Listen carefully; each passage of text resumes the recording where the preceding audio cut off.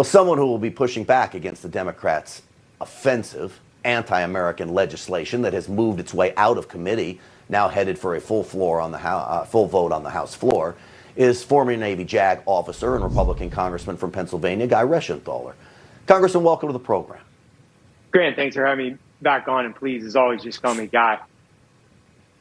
Yeah, absolutely, Guy. So, listen, they've now moved this to the full floor of the House. This will pass the House. The question will be how many, as I call them, lily-livered Republican senators will cave on this. Does this have any chance of passing in Washington? I don't think it will pass. The Democrats have the votes to pass in the House, and you can be sure that I'll be fighting as hard as can be in the Rules Committee before this goes to the full floor, and, of course, fighting on the floor as well. But I don't think this is going to pass the Senate. I think at the end of the day, most reasonable legislators know that what Jerry Nadler ran through the Judiciary Committee today will do absolutely nothing to stop these school shootings. What we need to do is we need to focus on mental illness. If you look at it, we do have a pandemic of mental health crisis, rather, in this country. We need to make sure we get resources to those that have issues with mental health. Additionally, we need to seriously take a look at making our schools hard target. We provide more protection at banks than we do at our schools. That's why we should have programs for school resource officers, for example, and look at other ways to harden the schools. These are common sense measures that we can do that actually solve the problem. The Democrats want to do nothing but make political hay out of this. And rest assured, after that Judiciary Committee meeting, yes, Grant. Those are real solutions. And I don't mean to cut you off. I want to get through some of this because I've got some sound bites from Joe Biden I want to get your response to. You're offering up real solutions that will help people keep people safe. The Democrats aren't offering any of those. In fact, this is what Joe Biden offers up, a complete assault weapons ban. So they literally admit it now. Watch this. We should reinstate the assault weapons ban on high-capacity magazines that we passed in 1994 with bipartisan support in Congress. So he wants an assault weapons ban. I call them AR-15 style rifles. The assault weapons is a bogus term. They know what they're doing. There's nothing wrong with law-abiding gun owners who own AR-15s. In fact, they're a great home defense gun, and I've gone hunting for hogs with them as well, Congressman. Exactly. And I was just going to say that, the Democrats talk about misinformation and disinformation. When it comes to the Second Amendment argument, the biggest disinformation is calling AR-15s assault rifles.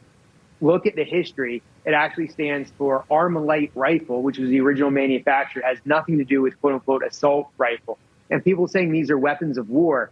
It might be the same platform, but I was in the Navy. I shot fully automatic M16s. The difference is the civilian version only has a single shot. The military versions have full automatic, 3-round burst, etc. But if these folks actually handled firearms, if they actually possess firearms and were used to them, they wouldn't be making these outlandish arguments that aren't based in reality. Yeah. And just real quick on the magazines, you're absolutely correct that you do need higher, I would say, standard magazines for self-defense. You saw that clip with the police officer shooting off 11 rounds. The attacker was still standing. There's a reason why American gun owners, responsible owners, want these firearms for self-defense.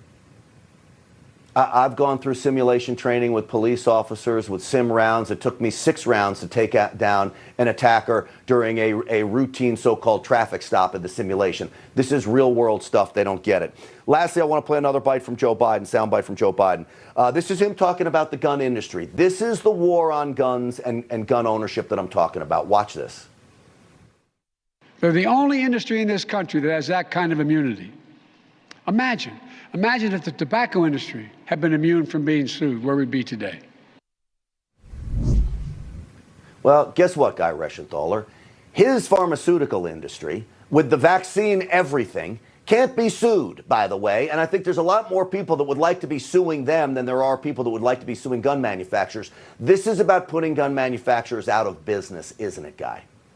That's exactly right. And he says that the gun manufacturing industry is the only industry that has this liability protection.